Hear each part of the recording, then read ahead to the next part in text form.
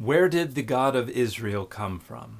Hey everybody, I'm Dan McClellan. I'm a scholar of the Bible and religion.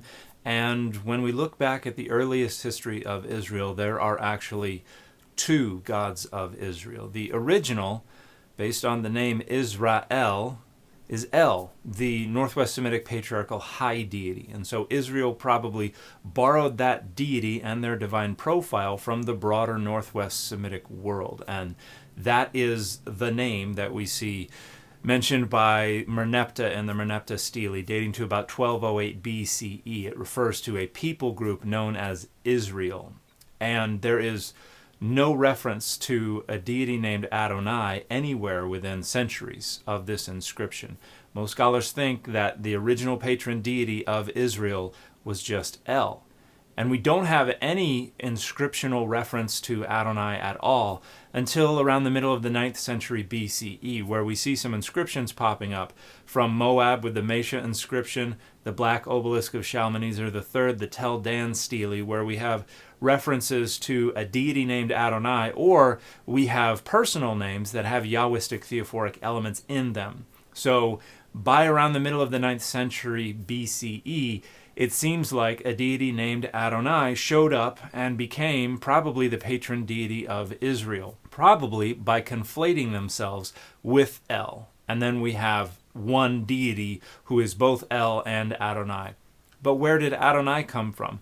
This is not a divine name that is known from any other pantheon from anywhere around this area. And many scholars have tried to identify related names in Ugaritic or in Akkadian literature, but none of these candidates has been widely accepted. Most scholars think that this just was not a deity from this time and place. It was probably a deity that was brought into the northern hill country by likely a nomadic tribe that came from further east or further south into the Arabian Peninsula, perhaps somewhere around the land of Midian. And this is what gives rise to what is known as the Kenite-Midianite hypothesis, which looks at passages in the Hebrew Bible that talk about Adonai coming forth from lands to the south and to the southeast of Israel, from Sinai, from Paran, from places like that. This could preserve an archaic social memory of Adonai's origins to the south or the southeast. And so there are a lot of scholars who are trying to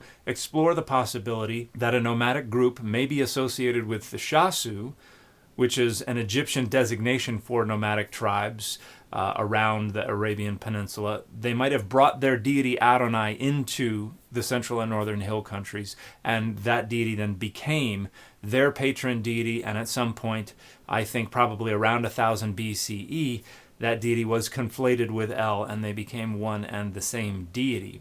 Now, there is some interesting evidence from Egypt that might lend support to this theory.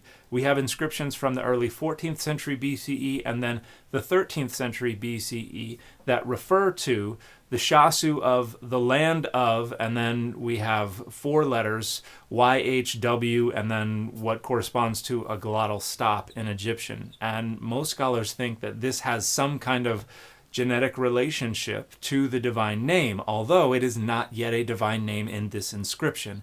It is either the name of a land or the name of a people.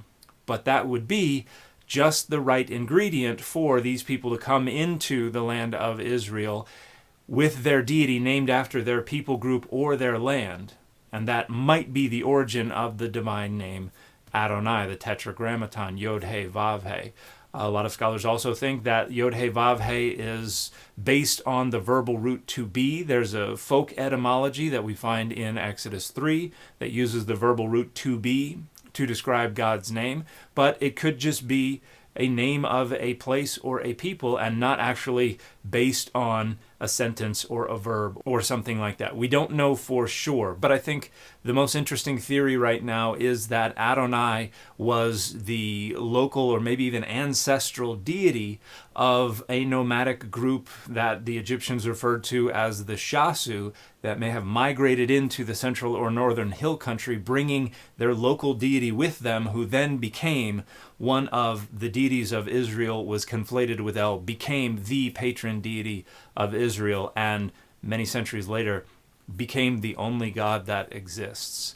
And if you would like more information on this question, here are some texts you can look at. Robert Miller II's Adonai, Origins of a Desert God, is a good discussion. This is trying to identify Adonai within the archaeological remains of Midian. I don't know if he's entirely successful, but it is a good discussion.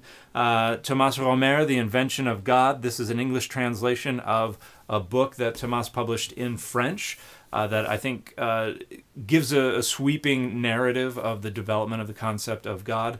Orshat and Vitta's The Origins of Yahwism is an edited volume, so it has a collection of different essays by different scholars talking about different aspects of the origins of Yahwism.